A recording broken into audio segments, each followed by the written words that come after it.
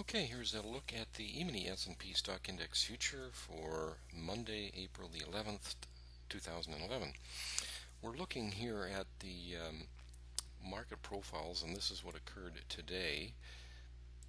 This is what occurred overnight, and this is our profile from Friday.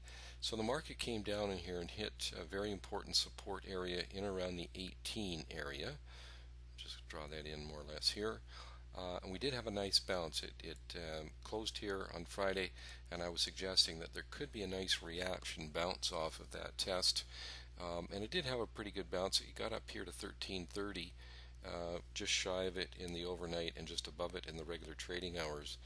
But this was their first hour of trading, and then the market sold off after that. So just not able to get any kind of follow through there, and then came right on back down and tested that 18 area again, actually making a slightly lower low, hitting down to 17. So this market appears to not have any new buying coming in, so it's likely to send itself lower.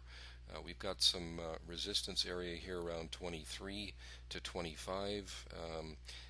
We are looking at, in other words, the odds are favor breaking this 18 area, in which case it could easily drop another 10 points down to 1308. So that's our most likely scenario right now. It could certainly bounce up to the 23 to 25 area and just stay contained within there down to, let's say, 17, which would be within our average range parameters. So that's another possibility for the sort of a typical range or an expected range for tomorrow.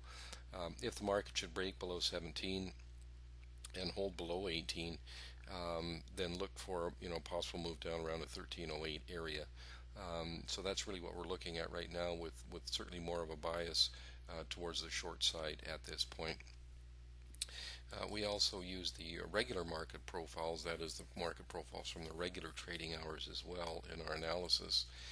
And here's our software right here, which identifies our trades for us. So you can see here that we've had some up arrows here that triggered or set up, I should say, some long trades, and then our red arrows down set up some short trades.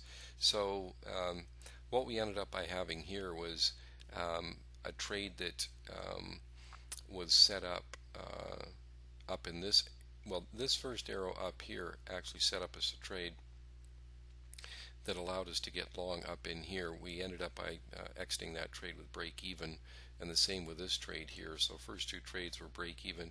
We did get stopped out of this third trade though for 5 ticks. When the market started to sell off, we had a nice entry here, dropped 1 3/4 points for us. We didn't quite get filled on this trade here, which was kind of disappointing. Obviously it came within a tick here, went and had a nice sell-off immediately thereafter. This trade, as you can see, was a long trade, which was not taken because of our red intraday filter, which means bearish or down. So we're not going to take a long trade in those conditions. And then we had a couple of short trades here. One short trade was pretty late in the day, turned out to be a break even. This trade right here was a short that quickly hit our first objective, so no worse than a break even on that. So it was a little bit of a difficult day to trade, in the sense that we're really thinking the market should have a bit of a bounce, but it just couldn't muster it up, and then it turned around and sold off. So we're really going to monitor closely that 17-18 area. If the market can hold below it, like I said, we're probably on the lookout for a potentially 10-point drop. So that could be a good move for us here. And we'll also monitor that 23 to 25 area to see if that can hold as resistance. If the market doesn't sell off overnight but has a bounce, we'd be looking in that area to get short. So that's really it for today. Any questions or comments, just get a hold of us at info@eminidaytrader.com. Always enjoy hearing your questions and comments. So that'll be it for today. Thanks for watching, and we'll see you again tomorrow.